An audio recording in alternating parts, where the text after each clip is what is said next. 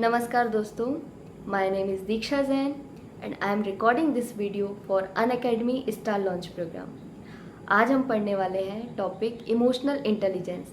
ये topic UPSC का GS 4 का पेपर है एथिक्स का, उसके अंतर्गत आता है।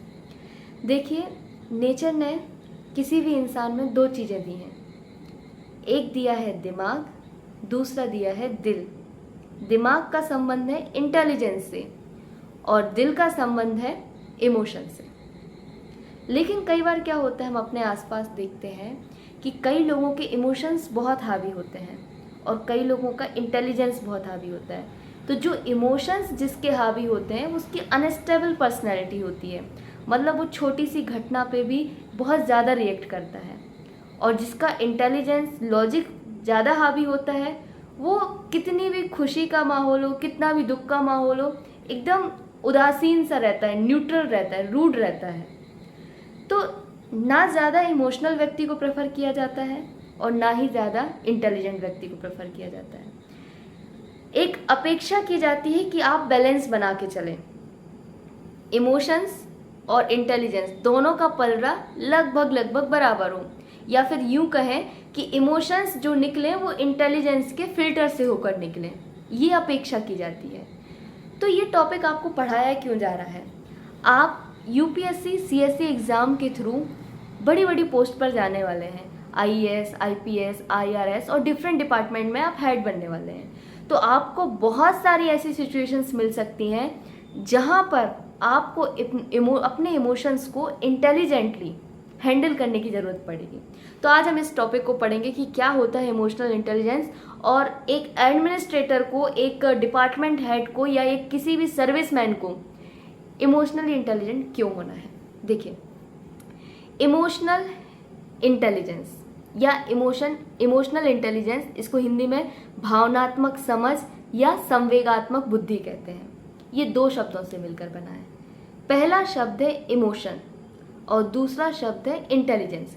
इमोशन क्या है, या इसको हिंदी में कहें तो संवेग क्या है?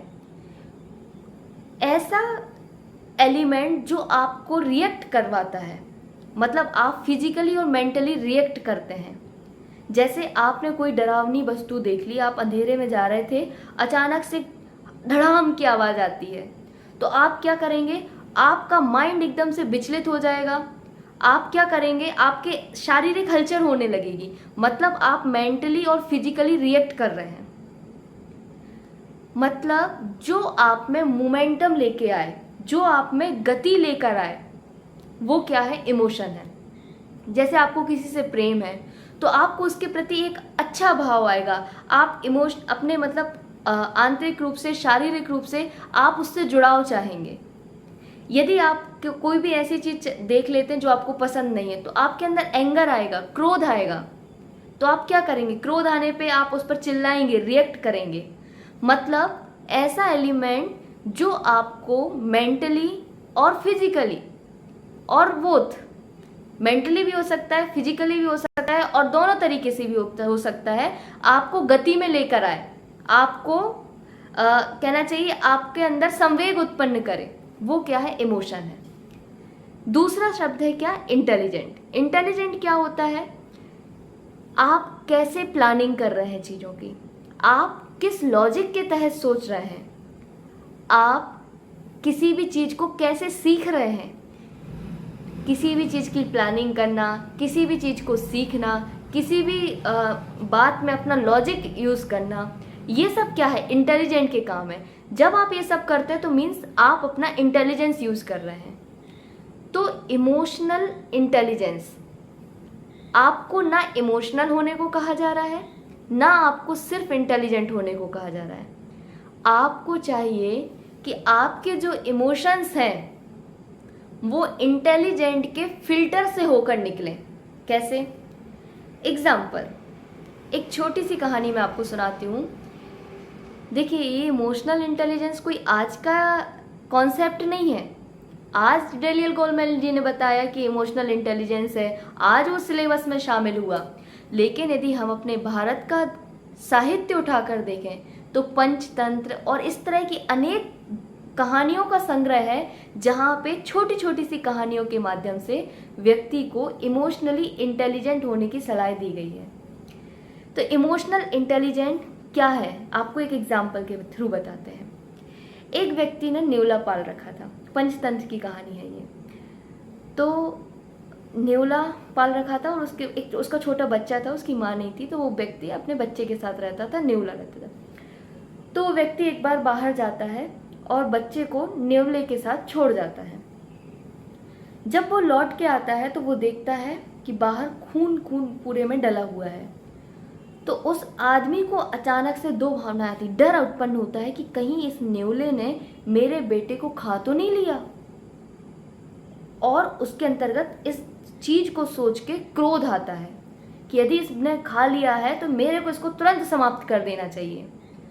ये उसके क्या हुए, इमोशंस आए, उसके मानसिक रूप से उसमें संचलन उत्पन्न किया, और इन इमोशंस के वशीभूत होकर वो आदमी ने गुस्से में आकर उस नेवले को मार डाला। तुरंत वो अंदर जाता है, अंदर देखता है कि बेटा खिलौने के साथ खेल रहा है और कहीं पास में सांप मरा हुआ डला है। अब वो बहुत पछताता है। अब क्या पछताने से उसका काम बन पाएगा? नहीं बन पाएगा। क्यों? क्योंकि उसने अपने इमोशंस को बिना समझे यूज कर लिया। लेकिन एक प्रशासनिक अधिकारी से ये अपेक्षा की जाती है कि आप सिर्फ इमोशनल आधार पे काम ना करें, या सिर्फ आप अपनी तर्क बुद्धि, जैसे कि आप कई बार देखते हैं कुछ ऑफिसर्स के एग्जाम्पल सामने आए थे कि कोविड के टाइम पे एक बच्चा कहीं खाना लेके जा रहा था, तो एक ऑफिसर ने अपनी ड्यूटी करते टाइम उसे थप्पड़ मार दिया। तो ये क्या है, इमोशनहीन, मतलब उसका पास इमोशन लेस है वो, कि उसने ना कुछ समझा ना कुछ जाना और अपनी ड्यूटी निभाना कि वहां किसी को बाहर नहीं निकलने देना, और उस बच्चे को मार दिया। ये क्या है, सिर्फ तर्क यूज किया उसने कि क्या नियम है, क्या करना है। तो इसकी भी अपेक्षा नहीं की जाती एक ऑफिसर से, और इसकी भी अपेक्षा नहीं की जा सकती कि आप सिर्फ इमोशनल होके काम करो। मान लीजिए आपके सामने 4 डेथ बॉडी पड़ी हैं जिनके आपको केस निपटाना है, और आप रोने लगेंगे क्या उन 4 लोगों को रोते हुए देख के? नहीं, वो अपेक्षा नहीं की जाती आपसे। तो आपसे अपेक्षा की जाती है कि आप इमोशनली इंटेलिजेंट रहें। आपके जो इमोशंस आ रहे हैं, आप उन इमोशंस को इंटेलिजेंस के फिल्टर से निकालें और फिर उन इमोशंस को यूज करें।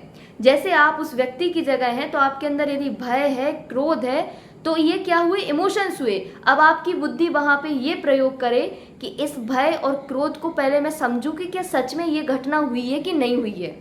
मैं अपने बेटे को एक बार देख तो लूं, या मैं जिस चीज को लेके इतना डर रहा हूं उसका कोई प्रमाण है, या मैं सिर्फ सोच रहा हूं। ये क्या काम है, ये तर्क लगाना बुद्धि का काम है। तो जब आप एक एडमिनिस्ट्रेटर की भूमिका में होते हैं, जहां पे आपको कई लोगों से, मीडिया से, पॉलिटिशियंस से, आपके सीनियर से, पब्लिक से, आपके जूनियर से, इंटर डिपार्टमेंटल, आपको डिफरेंट साइड्स पे डिफरेंट डायमेंशंस में कोऑर्डिनेशन करना होता है। वहां पर जहां पर आपको पब्लिक के साथ इंटरफेस करना होता है, वहां पर जहां पर आपको सामान्य जन की डिफरेंट समस्याओं को सुनकर उनका समाधान करना होता है लिमिटेड रिसोर्सेज के साथ, वहां आपसे क्यों अपेक्षा नहीं की जाएगी कि आप इमोशनली इंटेलिजेंट हो। तो आप समझ गए होंगे कि इमोशनल इंटेलिजेंट होना क्या है, कि आप अपने इमोशंस को खुद जाने समझें, आप दूसरे के इमोशंस को जानें और समझें, फिर आप अपने इमोशंस को यूज करें, तब आपको माना जाएगा कि आप इमोशनली इंटेलिजेंट हैं। तो एक एडमिनिस्ट्रेटर को डिफरेंट डायमेंशन में कोऑर्डिनेशन के लिए इमोशनल इंटेलिजेंट होने की ज़रूरत है। उसको इतना वर्क प्रेशर होता है कि वो कभी भी झुंझला सके, लेकिन नहीं, उसको समझना चाहिए कि मुझे पर्सनल क्या लेना है, प्रोफेशनल क्या लेना है। लोगों की वो समस्याओं को समझे, और यदि वो इमोशनली इंटेलिजेंट है तो उन समस्याओं को ना केवल समझे बल्कि अपने लिमिटेड रिसोर्स से कैसे उन समस्याओं का समाधान कर सके, इसके लिए वो अपना काम करे, अपना कर्तव्य निभाए।